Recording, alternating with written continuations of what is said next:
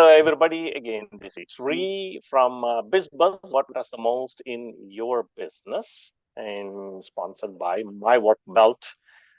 MyWorkbelt is a all-in-one software, particularly catering to service-based small business and to remove their chaos and to streamline their business. Check it out. Now we are back again on to the topic today, and very hot topic now. New regime came into the power a couple of days ago, and President Trump at this point have made numerous announcements and numerous signed on numerous executive orders, and a lot of commotion going on everywhere in the news channels. Some are praising, some are crying, some are cursing, all kinds of things are happening. So today I want to bring Greg and Craig. I wanted to talk about what is this new regime talking about and how is it going to help to small businesses? What does it mean? I don't care about the corporations and $500 billion investment in AI. That's completely out of reach for the audience that we have. We are trying to help small business. So let's talk about it. What does it mean for small business? What is Trump saying that he's going to do for small business? What's your take on it? That's such a great question. This morning I woke up and I checked my mobile phone, and Yeah. I've got a buddy who's Danish, lives in Denmark, lives up in the northern tip of Denmark. And he's not a Trump fan, and but he texted me. He said, "Hey, we're still at war with, or the Ukraine's still at war with Russia." I thought he was going to fix that. What's going on? So I replied to him and I said, "Hand over Greenland and we'll get right on it." And um, It's an you impressive response. know, yeah. Here's the thing. I think the simplest answer I could provide Uh-huh. that is timeless is your business should be focused on providing the maximum amount of value to people, regardless of who's in power. And if you do that, Regardless. Yeah, if you do that, you don't have to worry about who's in power. indeed. And let me give an example of how not to do it. I mentioned to you I was going to talk about General Electric or GE. When President Obama got elected, Jeff Immelt, who was the CEO of GE, said he put out there were multiple announcements that went out to the company and said, our policy is now the Obama policy. And so he aligned GE with everything that the Obama administration was doing. Well, guess what? We don't have kings in this country. And so in either 4 or 8 years, whoever's in power is leaving, and usually to the opposing party. And so when Obama left, all of a sudden, all these things that GE was doing to align itself with what the Obama administration was doing weren't working out. And GE, for the first time in 100 years, got delisted from the Dow Jones average. My God, that is a scary strategy. Yeah. And so, even though that's a big company, I think the small company lesson, what Jeff Immelt should have been doing was keep his focus on what's best for his customers. And it doesn't matter who's in the Oval who is, Office. who is in the Oval Office. Oh, what a powerful response. And that's a great story. I mean, obviously the small businesses, we all don't care about what large companies are doing.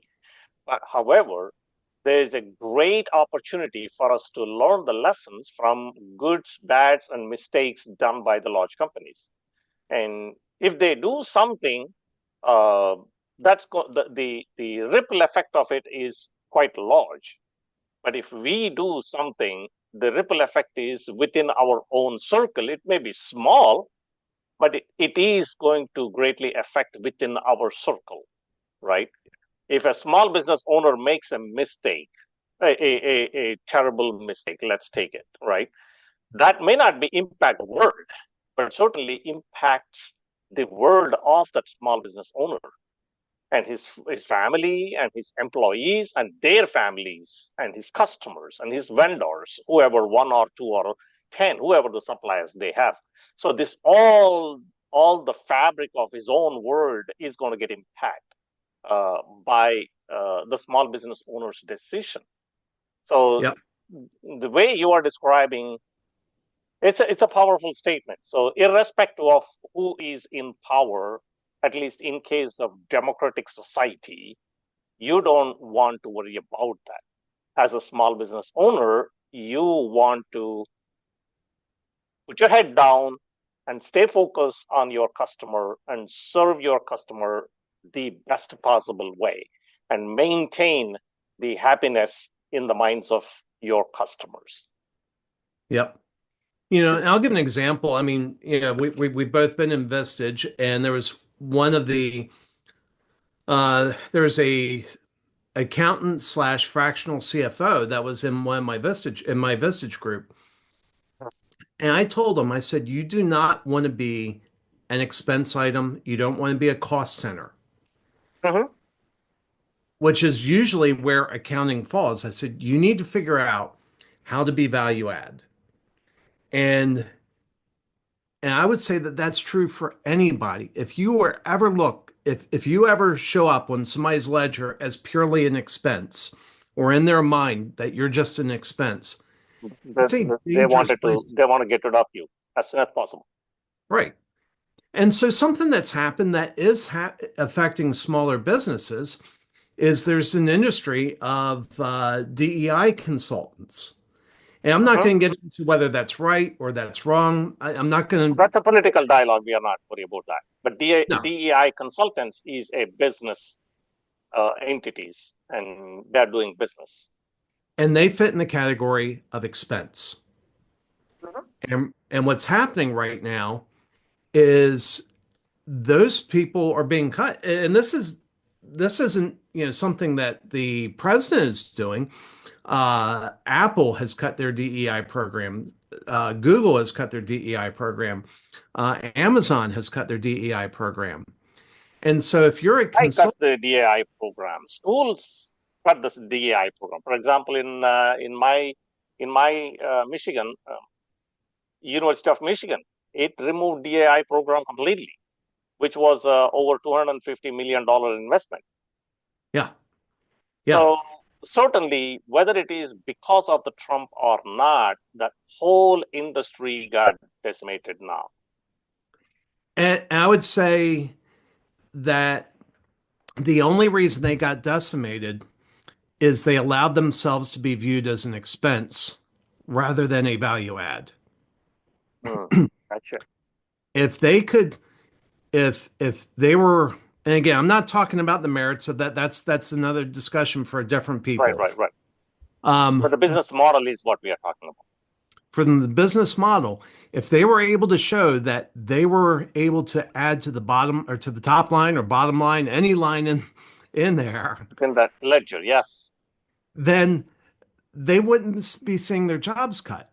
And so, whatever your business is, I think what I would say is if you're viewed as an expense item, you Uh-huh. should start working today to make sure that you're viewed as a critical element in the success of the business. And um, and that way it doesn't matter, because guess what? President Trump's going to be out of office in 4 years. That's a constitutional requirement. And most Nobody can likely, change that. nobody can change that. Most likely, a Democrat's going to be elected in his place. That's just the way things tend to go. Vice presidents are very, very rarely elected. And so, most likely, it's going to be a Democrat. And so, look at it this way. If this election is shaking up your business, use this time to reevaluate your business and say, what's the business that I can build that really doesn't care about who's in the White House? And the way you do that is make sure that you're not an expense item, that you are a critical element that drives revenue and profit. That's a great advice. Greatly, greatly appreciate. I just wanted to put a cherry on the cake here. Not only that you want to make your business or you want to position your business as a value added business, irrespective of who is in the power, you also want to make sure the way that you are providing the service is a recession proof. If the higher the value that you are bringing to the table, irrespective of what is going on in the market, you will be continued providing services and you will have a continuity of business.